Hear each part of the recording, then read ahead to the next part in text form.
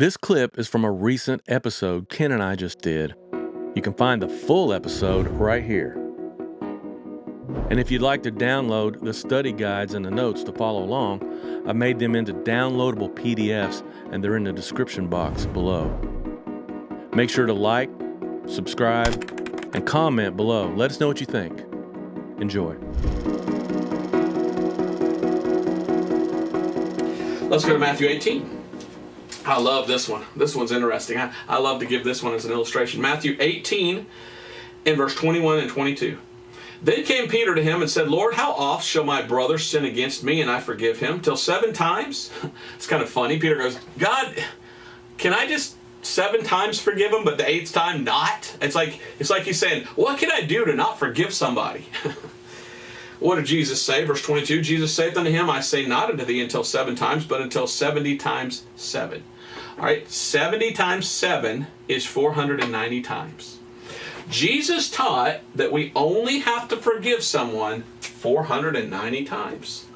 Okay, so if you offend me on the 491st time that you offend me or you do something against me, whew, you better watch out.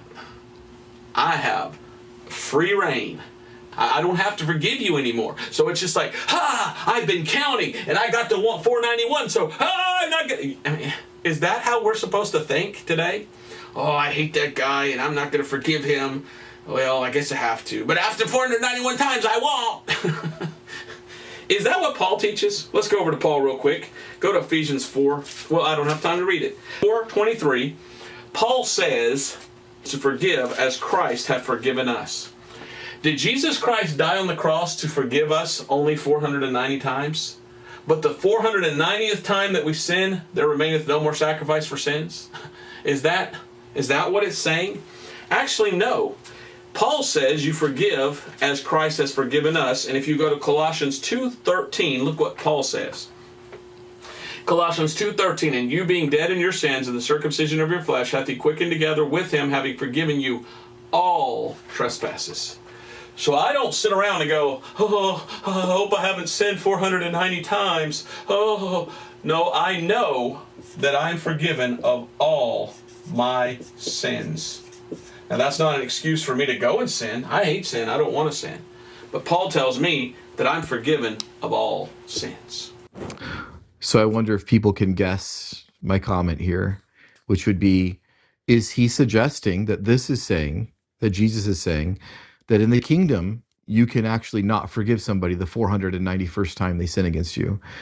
Is that his understanding of this passage? Is this a kingdom passage about not forgiving if you keep track? If he's staying consistent with himself, it would have to be. Yeah, and obviously, this is absolutely not what Jesus is saying. This idea of 7 times is actually a complete number in the Bible. Peter is saying, forgive and forgive and forgive. And Jesus is the one that takes it to an astronomical level with numbers and says 70 times 7, which actually should draw our attention to the connection we have with Daniel chapter 9 in Daniel's 70 weeks. I just thought about that. Yeah, so he's working with people in 70 groups of 7 already. And so Peter tries to actually say, so we're forgiving people a completeness of forgiveness 7 times. And Jesus is like, you're on the right track, except for it's an astronomical number, 70 times 7. Now, Robert Breaker takes that literally and misses the point. Jesus is not saying keep track 490, and then in the kingdom, in the 1,000-year tribulation, he's using it interchangeably, so I'm messing up. I don't know if he's applying this to the tribulation time period or the 1,000 years after that. He's used it both times so far in this video. He has, yeah. But let's just suppose it's the 1,000-year reign. Is he suggesting this is saying that in 491 I don't have to forgive? No, Jesus is saying simply that there is an innumerable amount of forgiveness to this person, and he starts using a very familiar number. And that number is the amount of times he's giving Israel an opportunity to see the Messiah coming. They're going to see a 490 years from the prophecy given in Daniel chapter 9. Well, more specifically, from the decree given from Cyrus to rebuild the wall, 490 years until Messiah is there. So funny how he ties all those opportunities in with forgiveness, because there is coming a time when they will see Jesus, and if they reject him, not all did, a lot of Jews accepted Jesus. That's another one of the problems I have with his teaching. Lots of Jews accepted Jesus. The entire early church was made up of Jews. The They 12 wanted to take him disciples. secretly and make him king. I mean, 3,000 at Pentecost, there's Mm-hmm. thousands after that.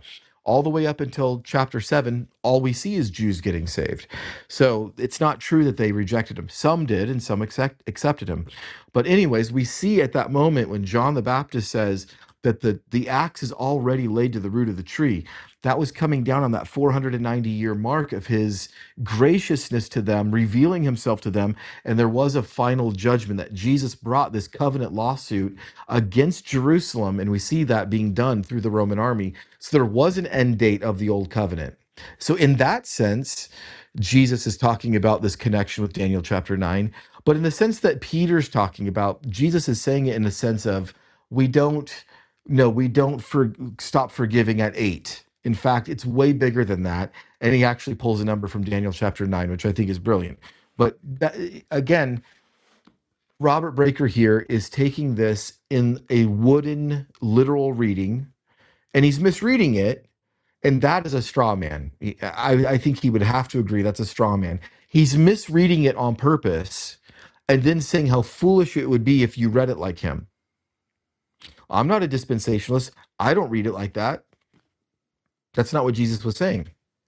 And I don't think that Robert Breaker would say that Jesus is completely fine within the 1,000-year reign, that you don't forgive somebody on the 491st time, that that's the sound doctrine that's being taught here. He would have to say yes to that, and he might, to stay consistent. But that is the position he's forced to take on this, that Jesus is pleased. In his terminology, Jesus is sitting on the throne of David. He's ruling and reigning the world from the throne of David, sitting in Jerusalem, and he's absolutely fine with his followers not forgiving after 491 offenses. That is righteousness. That's not how we read. That's not at all what it's saying. But a dispensationalist, if they're consistent, and I do admire his consistency, they would have to say, yes, that is the teaching here. So, yeah, I mean, this kind of stuff comes down to the very first video you and I ever did, which is 10 basic rules on how to read the Bible. They've all been broken as we're seeing clips of him in this. Thank you guys for watching the video. If you haven't already, make sure to subscribe and hit that like button. It really helps the channel. And if you'd like to download study guides and notes, those links are in my description below.